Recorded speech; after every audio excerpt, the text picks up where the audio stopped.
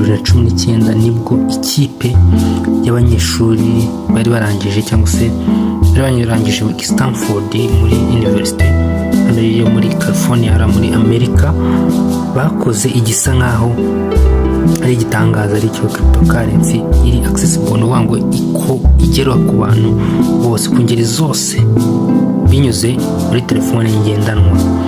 Iyi projet rero yari ifite uburyo cyangwa se ifite intego yo gushyiraho uburyo bwiza butabogamye mu ruganda rwa cryptocurrency, ariko ubwo buryo bukaba bwizewe kandi budatwara imbaraga nyinshi, budatwara umuriro mwinshi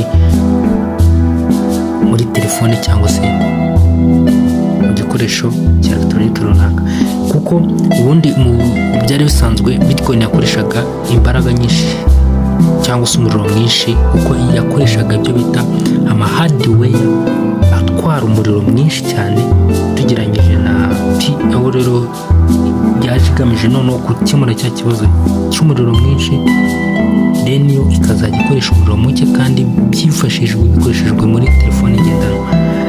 Iyi rero nambabwiye ko yakozwe muri 2019 n'abantu bari barangije muri kaminuza ya Stanford. Rero yakozwe n'abantu ni bande? Abantu bayikoze ni babiri, nibo witwa Dr. Nicholas Kokaris n'umudamu witwa Dr. Shinji Diao Fan, hakiyongeramo undi muntu wa gatatu witwa Vincent Mark Philip. Aba rero nibo bantu batatu bagize icyo gitekerezo, bakora icyo gitekerezo mu byari bisanzwe bihari, ariko mu buryo bwa mudasobwa, siyanse ya mudasobwa. Noneho bafata rya terambere rya blockchain, bafata na social science babazi, bari uburyo bakemura cya kibazo cyari gisanzwe gihari cyuko hari blockchain cyangwa se hari crypto ariko ziconsuminga energy, zitwara umuriro mwinshi. Barabatereka dukore noneho coin iri friendly, ishobora kumenywa n'abantu benshi ku isi ariko itanatwaye umuriro mwinshi. Intego yabo ya mbere rero kwari ugushyiraho uburyo bwa tekinoloji kandi budakumira iterambere.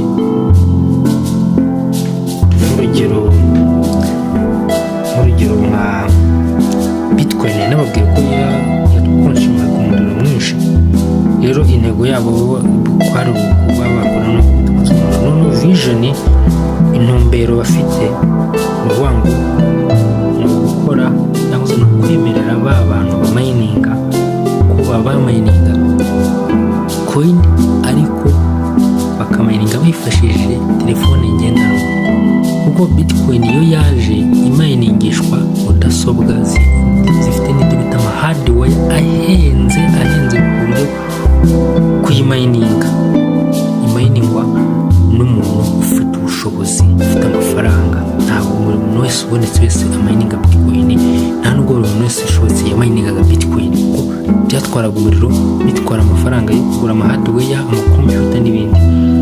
Iyi rero yaronshinzwe navuga ko yaronshijwe mu 2019. Faze ya mbere rero kwari gushyiraho application ku itariki 14 z'ukwa gatatu 2019 nibwo uyu mushinga watangajwe. Uyu mushinga rero utangazwa uhabwa izina rya Fayine binyuze muri telefone ngendanwa, aho rero abantu bari bemerewe no gutangira kumayininga bakoresha telefone zabo ngendanwa. Ikindi ni wango kumayininga nta muriro byasabaga, iri gucomeka telefone yawe ikomeje gucharging urahita ushiramo n'ibiki nk'uko Bitcoin byagendaga mu hardware n'ama computer. Ikindi abantu binjiraga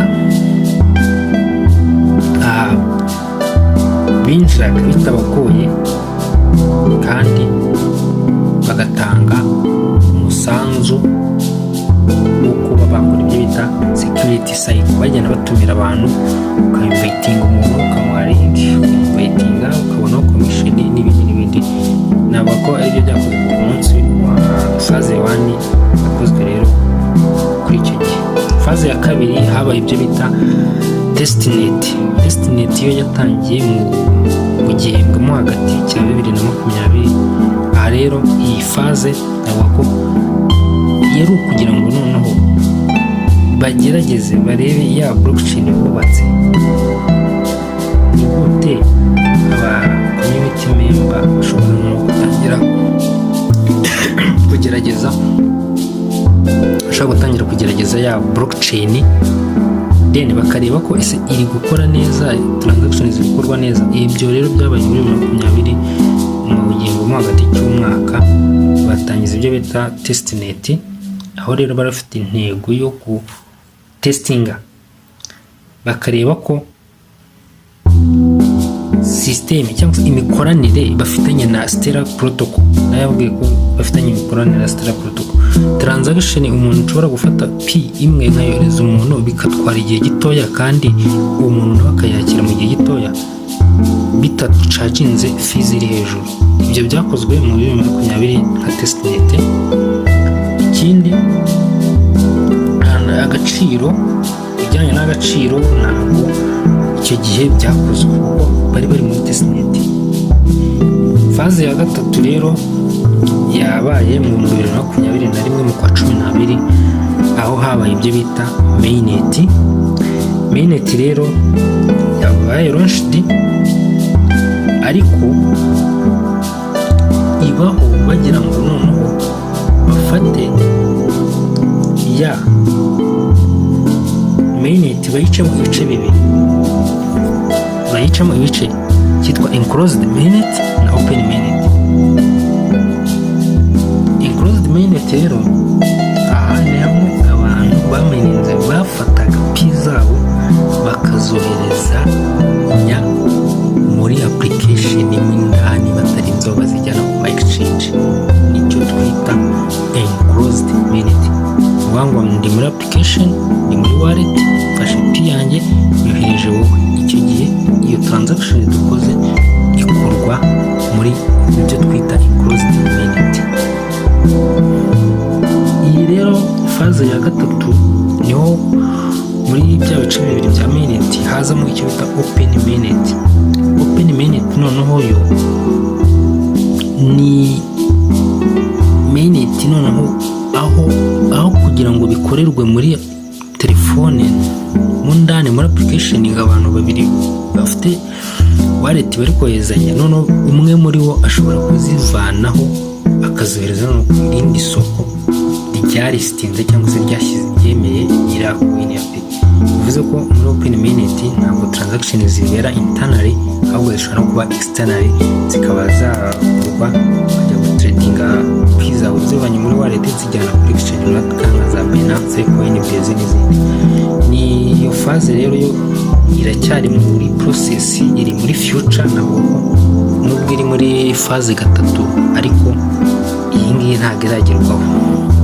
Iyi faze ya gatatu nubwo batanze ama KYC, bemera abantu kuba batukura mu KYC, bemera kuba bakora ibyo bita migration, ayiza bakazijyana mu wallet n'ibindi.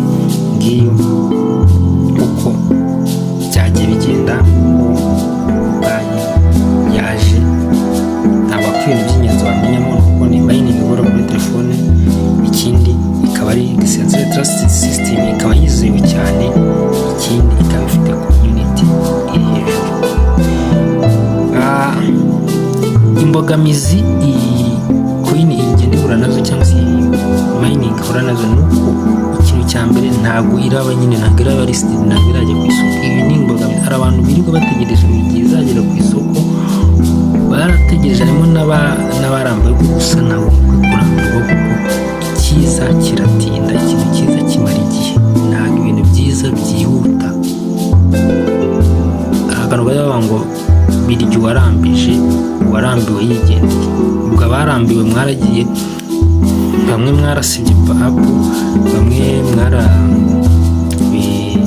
pushinze down, ariko bamwe baholdinze bakagumya bagapushinga bagakurikirana project, nibo bazabona inyungu y'ibyo bakurikiye, kuko ntabwo ikintu kirimo abantu barenga 60 miliyoni kikaba kiri mu bihugu 333, ntabwo ntabwo ikintu cyakoreye Stanford muri USA ari ikintu cyo gukina. Bisobanuye ko iyi criticism nubwo ari imbogamizi, gusa ni opportunity ku bantu babizi.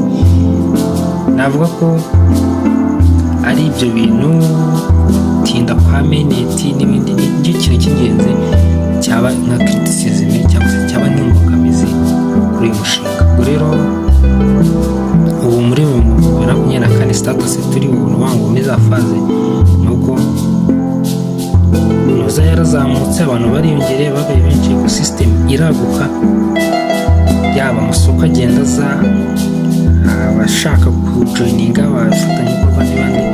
Ikindi open mainnet nayo iraza vuba, kuko murabizi ko batanze amatariki ya 31/12 kuri mwaka ko bashobora guhagarika bijyanye na closed mainnet.